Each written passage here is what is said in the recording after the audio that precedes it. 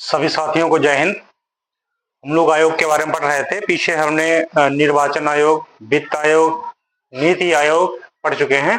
आज हम पढ़ेंगे केंद्रीय सतर्कता आयोग। ठीक है, क्वेश्चन यहाँ से आते हैं। तो इसमें हम पढ़ेंगे, इसके विषय में स्थापना पढ़ेंगे, इसको वैधानिक दर्जा कब दिया गया, इसका स्वरूप, मुख्यालय, संरचना, नियुक्ति प्रक्रिया, कार्यकाल, मुख्य कार्य इनके, और इनकी शक्तियां और अन्य पॉइंट्स हैं उन पर बात करेंगे। ठीक है, यहाँ से कोई भी आपका एग्जाम हो, यहाँ से क्वेश्चन आते हैं। ठीक है, तो ये वीडियो बहुत इंपॉर्टेंट है आपके लिए और सारे आयोग यहाँ से हम कराएंगे। ठीक है, वीडियो को एंड तक देखें और चैनल को सब्सक्राइब करें। ठीक है भाइयों, शुरू करते हैं।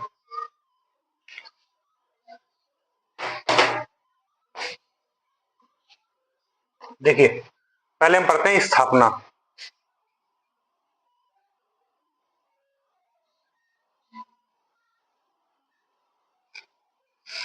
देखो, हमारे देश में मतलब करप्शन अभी भी है और पहले भी करप्शन था बहुत ज्यादा। तो जो केंद्र में जो भी मतलब अधिकारी या और भी जो है मतलब लोग हैं जो करप्शन करते हैं, उनको रोकने के लिए इसकी स्थापना की गई थी। और इसकी स्थापना कब की गई थी?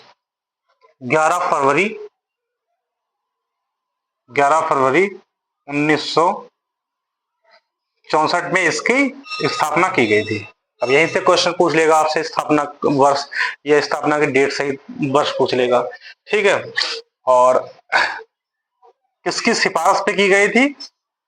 तो ये संतानम समिति थी, एक संतानम समिति थी, उसकी सिफारिश पर इसकी स्थापना की गई थी। सिफारिश पर स्थापना की गई थी। ठीक है, इसका मेन काम क्या है? भ्रष्टाचार से निपटने के लिए,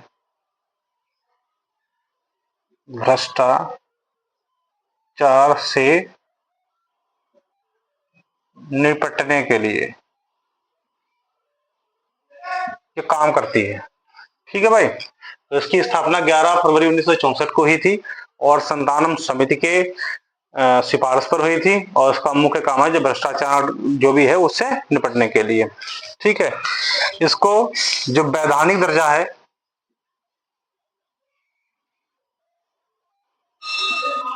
वैधानिक दर्जा, ये गैर संवैधानिक थी क्योंकि ये संविधान में इसका उल्लेख नहीं है। ठीक है, तो ये ऐसी है गैर संवैधानिक। आगे बात करेंगे, जब हम इसकी प्रकृति पढ़ेंगे तब हम बात करेंगे इसकी।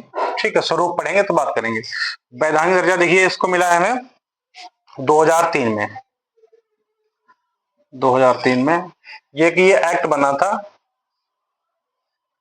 सेंट्रल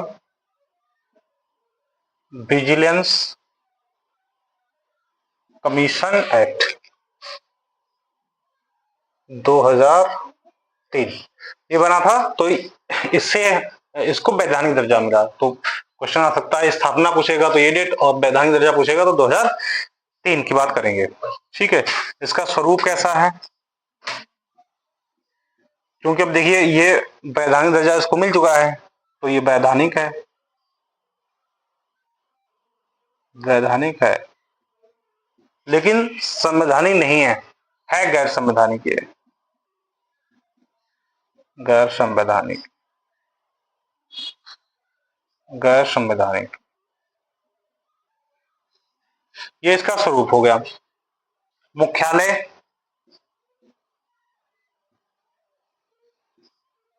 मुख्यालय मैक्सिमम जितनी भी हमारी जो भी बड़े बड़े ऑर्गेनाइजेशन संस्थाएं हैं, तो उन सभी का मैक्सिमम जो मुख्यालय है वो न्यू दिल्ली ही हुआ करता है। तो इसका भी कहाँ है? New Delhi, new Delhi. इसका भी कहाँ है? न्यू दिल्ली। ठीक है, संरचना की बात करें, संरचना में एक तो इसके आयुक्त हो गए, दो और सदस्य रहेंगे। ठीक, कम से कम दो रहेंगे, तो कुल मिलाकर इसमें 3 सदस्य रहते हैं। तो संरचना में एक तो जो हमारे रहेंगे सीबी, मतलब ये हो जाएगा आपका central vigilance commissioner, commissioner, commissioner, या हम कह सकेंगे इनको केंद्रीय सतर्कता आयुक्त, और प्लस 2 अन्य सदस्य होंगे। तो कुल कितने सदस्य हो गए इसमें? 3। तो ये कैसी संस्था हो गई? यह एक बहुसदस्यीय संस्था है, बहुसदस्यीय संस्था है। ठीक है, अब इसकी पढ़ते हैं नियुक्ति प्रक्रिया, इसको रेफर कर दे रहे हैं।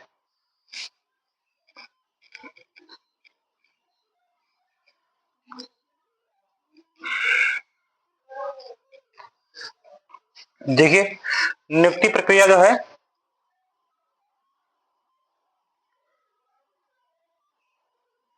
इनकी जो नियुक्ति है वो राष्ट्रपति महोदय करते हैं। ठीक है, राष्ट्रपति महोदय एक समिति की सिफारिश पर करते हैं, और उस समिति में 3 लोग होते हैं। एक तो हमारे प्रधानमंत्री जी होंगे, दूसरा गृह मंत्री होंगे, और तीसरा जो विपक्ष, लोकसभा में विपक्ष के नेता होते हैं वो होते हैं। 3 लोगों की यह समिति होगी, और इनकी सिफारिश पर सदस्यों की नियुक्ति की जाती है। तो पहले हमारे इसमें कौन होंगे? पीएम साहब होंगे, ठीक है, होम मिनिस्टर होंगे, और लोकसभा के विपक्ष के नेता, लोकसभा के विपक्ष के नेता होंगे। तो 3 लोग हैं, 3 लोग, ये 3 लोगों की एक ये समिति होती है। इनकी सिफारिश पर जो नियुक्ति है वो राष्ट्रपति ही करते हैं। ठीक है, तो 3 लोगों की एक समिति होगी जिनकी सिफारिश पर इन सदस्यों की नियुक्ति की जाती है। आगे देखिए, इनका कार्यकाल,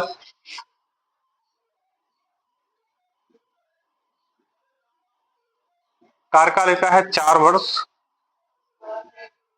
या 65 वर्ष, जो भी पहले हो जाए, जो भी पहले हो जाए।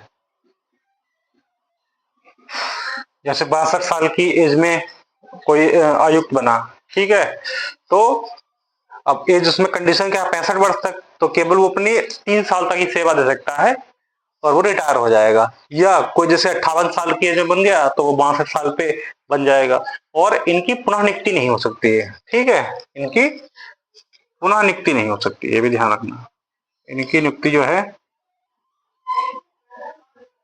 पुनः नहीं हो सकती है, नहीं हो सकती, हो सकती है। ठीक है,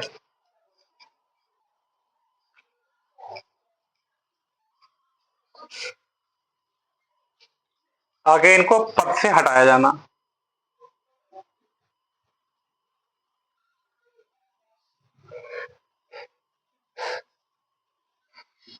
देखिए, या तो ये दिवालिया घोषित हो जाए, ठीक है, जैसे इनमें बहुत सारा कर्जा हो और ये कर्जा चुकाने में अक्षम हो, ठीक है, या कोई शारीरिक अक्षमता आ जाए, या गंभीर कदाचार।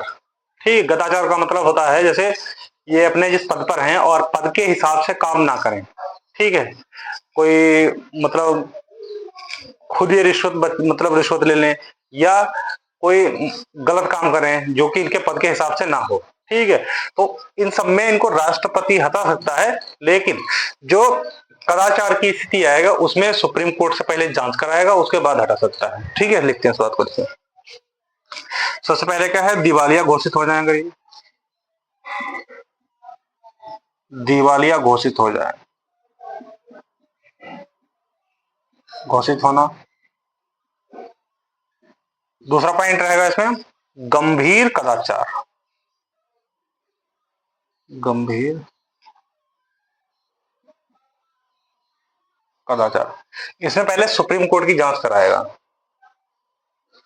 सुप्रीम कोर्ट से जांच होगी, और जब वो अपनी रिपोर्ट देंगे राष्ट्रपति को, जिसमें वो दोषी ठहरा देंगे, तो राष्ट्रपति इनको के पद से हटा देंगे। ठीक है, तीसरा है हमारा मानसिक या शारीरिक, मानसिक या शारीरिक,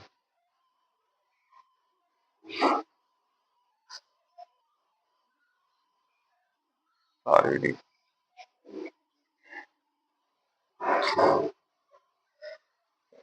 अक्षमता हो, या तो ये मानसिक या शारीरिक रूप से अक्षम हो जाए तब भी इनको हटाया जा सकता है। ठीक,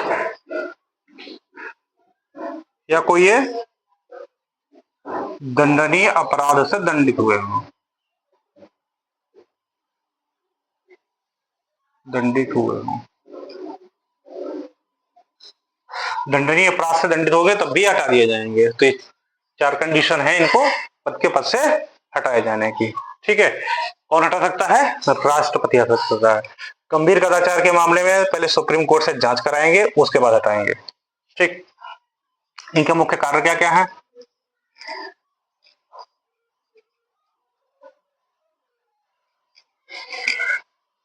कार्य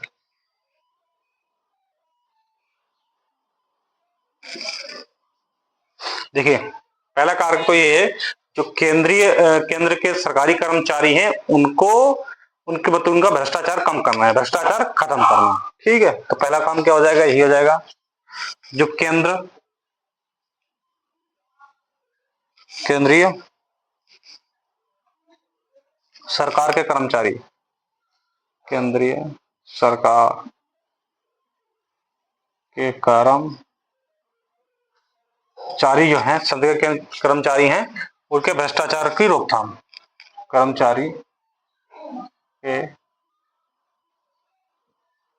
भ्रष्टाचार और रोकथाम। दूसरा काम का क्या है? भ्रष्टाचार मामलों की जांच की स्वतंत्रता बनाए रखना। जो कि भ्रष्टाचार मामला हो, भ्रष्टाचार मामले में स्वतंत्रता बनाए रखना। अच्छा, ये जो है खुद अपने आप काम नहीं करते हैं, निर्देश देते हैं। जैसे ये सीबीआई के द्वारा काम कराएंगे या और भी जो ऑर्गेनाइजेशन है उनसे काम कराते हैं। अपना काम का केवल निर्देशन का काम होता है। ठीक है, और इनका भी जो मतलब सिफारिशें होती हैं वो केवल सलाहकारी है, बाध्यकारी नहीं है। ठीक है, शक्तियां इनकी क्या क्या है?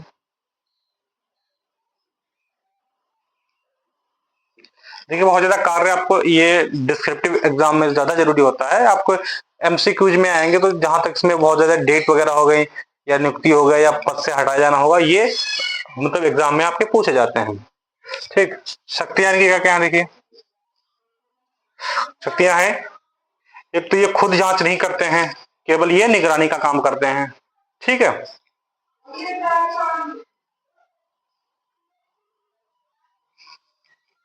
ये क्या करेंगे? खुद जांच नहीं करेंगे, खुद जांच नहीं करते हैं, निगरानी करते हैं, केवल करते हैं और निर्देशन का काम होता है इनका, निर्देशन का काम होता है। ठीक है, और ये मतलब सीधा दंड नहीं दे सकते हैं, केवल अपनी रिपोर्ट देंगे। ठीक है, रिपोर्ट के हिसाब से जो भी व्यक्ति होगा उसको दंडित किया जाएगा। ठीक है, तो ये क्या करेंगे? खुद से किसी को दंडित नहीं कर सकते, नहीं कर सकते हैं। और जो इनका रह गया है, ये शक्तियां हो गई, कार्य हो गए। अच्छा, इनका एक अलग भी नाम है, क्या बोलते हैं इनको? इनको हम सतर्कता प्रहरी बोलते हैं। क्या बोलते हैं? सतर्कता प्रहरी।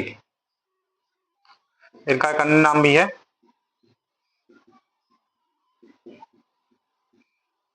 सतर्कता प्रहरी के नाम से भी इसको बोलते हैं। ठीक है, ध्यान रखना, कभी कभी पूछ लेते हैं ऑप्शन में देखे कि सतर्कता प्रहरी किसे कहा जाता है, ठीक, या किस एजेंसी को कहा जाता है। इस समय जो वर्तमान में इसके अध्यक्ष हैं, वर्तमान में जो अध्यक्ष हैं वो है, एक मिनट,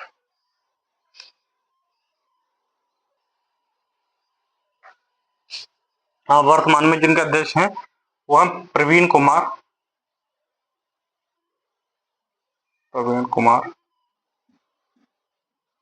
श्रीवास्तव।